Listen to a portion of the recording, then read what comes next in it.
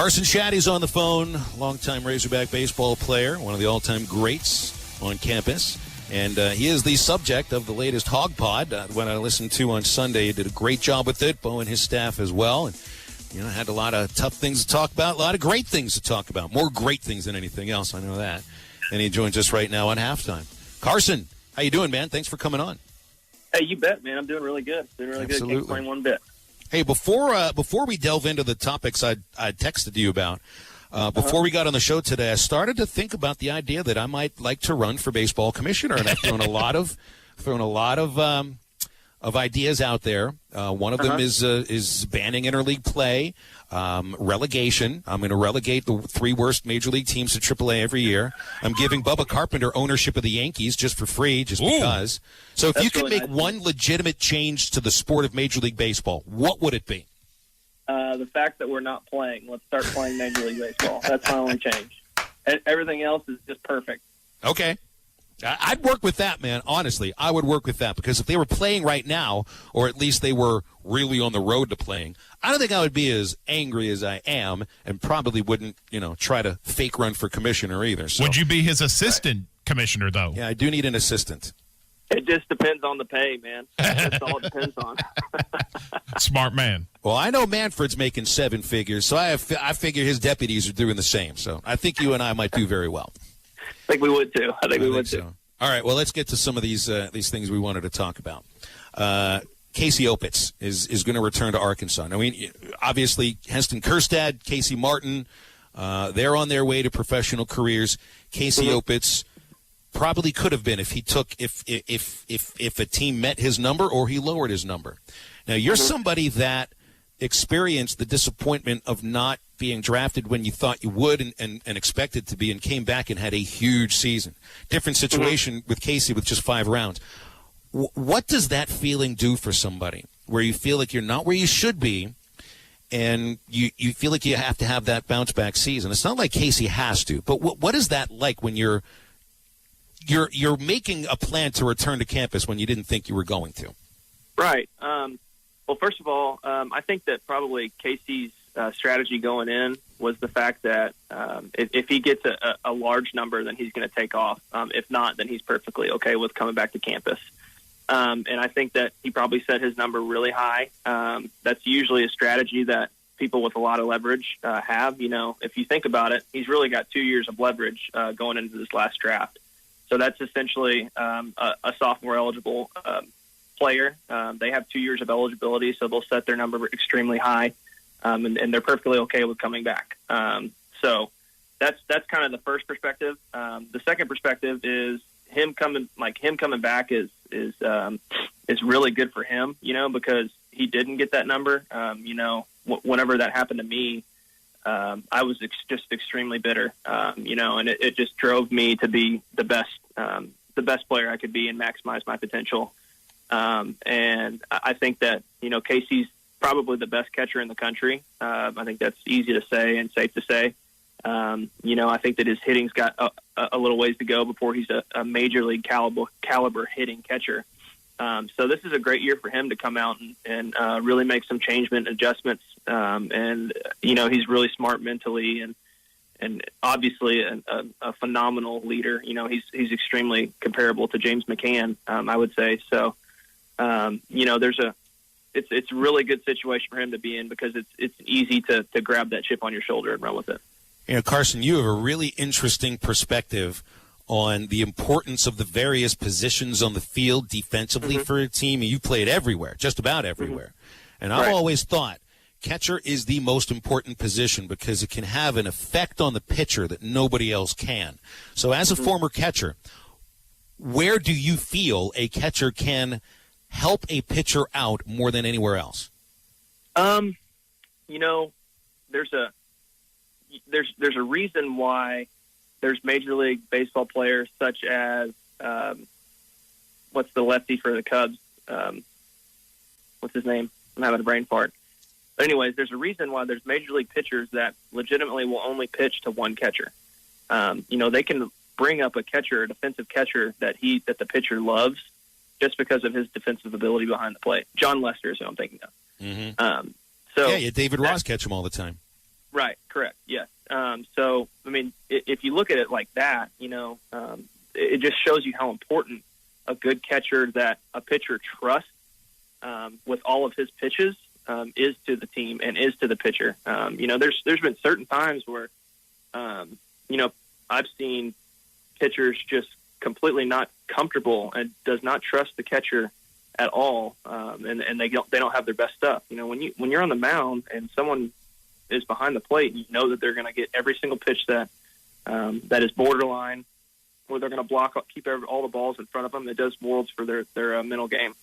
And then just in Casey's situation, he's like one of the most loved teammates that I've ever have ever had. And everybody loves the kid. So when people get on the mound, it's fun to throw to your best friend. It really is. There's an aspect to that's extremely important, and it's extremely important on all sorts of, or every situation on the field. That's why you hear about team chemistry is so important, because no one wants to play with someone they don't like, and that's amplified when you have a catcher behind the plate and a pitcher that doesn't like them. So I think that's big time for him and all that stuff. So now I want to ask about your perspective on seeing Heston Kjerstad and Casey Martin head to professional baseball. After being somebody that saw them come to campus as wide-eyed freshmen, Heston still leaves as a wide-eyed junior because he has the widest eyes in the world. Right. What were they like when they first came on campus? How did you see them grow through that first year? So I was actually, pretty funny story. I was congratulating both of them, and all this stuff. And I was making some jokes, making light out of it. And I told Heston, I was like, "Hey man, you're welcome for bullying you for the first 2 days of spring practice, because as an older upperclassman, that's what you do for the younger kids. You make them a little bit tougher. You make them earn all the trust." Well, on the third day of practice, we all realized that Heston was the best hitter on our team, so we had to quit being bullies towards him and whatnot. So, man, I'm happy for him. I'm not shocked, but like that he actually went number 2. But like I'm shocked that I know a person that went number 2. That's incredible. I'm so happy for him and his family and the Orioles. They got a great kid. And as far as Marty, he came in and he was looking for some help, and I'm glad I could help him. And as I said in the Hog Pod, he helped me more than I think that I helped him. So I'm very, very happy for Marty. I love the kid to death. I think that he signed probably almost double of what his slot was intended for him to make. So I think that he did really well for himself and in the draft. And I expect both those guys to be in the big leagues because they're so toolsy, and they have the right work ethic, and I think that they can handle the grind of minor league and Major League Baseball. As someone who loves baseball as much as you do, Carson, and I think you and me look at it from the same perspective, I'm sad and fear a little about baseball's place in sports in this country right now with what's happened in the last couple of months. And already baseball has slipped, I think, behind the NBA, behind college football. We have the perspective of being part of maybe the most popular college baseball team in the country, certainly one of them. And I think the popularity of college baseball has grown to places it's never been, and it will still become more popular. Major League Baseball is less popular. That worries me a little bit. Where do you think baseball fans that are disaffected by Major League Baseball would look to college baseball as a more pure form of the sport? Yeah, I think there really is. Being from a baseball family, I know there's more antics and this, I don't mean this in a bad way by any means, but there's probably a little bit more antics in Major League Baseball than there is college. That's a good way to put it. It's the most pure form because they're still working for the chance to get drafted and all that stuff. I think that when people go into minor league baseball, sometimes they might slip up or forget what their goal is or whatnot. So as far as for the players, I think it is the most pure form of baseball right now. And there's so much passion that's being thrown around because you want your team to win. And that you kind of lose sight of that in the minor leagues. And you get back into it of the team aspect in the major leagues. But for as far as team and camaraderie and all that, I think the purest form is in college baseball.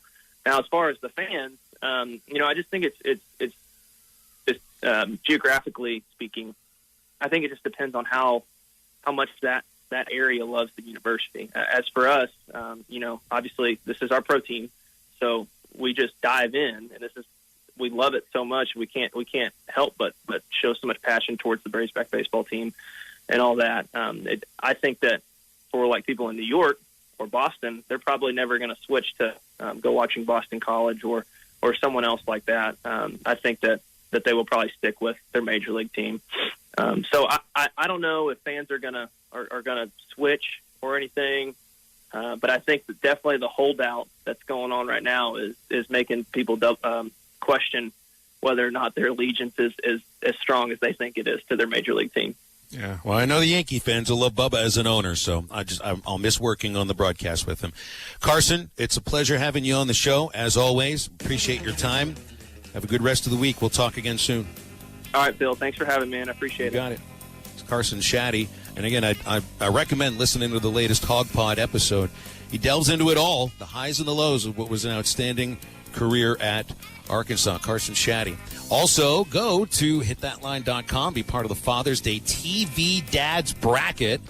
It's presented by Southern Tire Mart, along with Michelin Tires and BF Goodrich Tires. Southern Tire Mart presents the best-in-class service on America's favorite brands, Michelin and BF Goodrich Tires. We are down to the final four in our Best TV Dads Bracket. Andy Taylor versus Red Foreman. Tim Taylor versus Al Bundy. I wonder if Andy and Tim are distant cousins. They must be.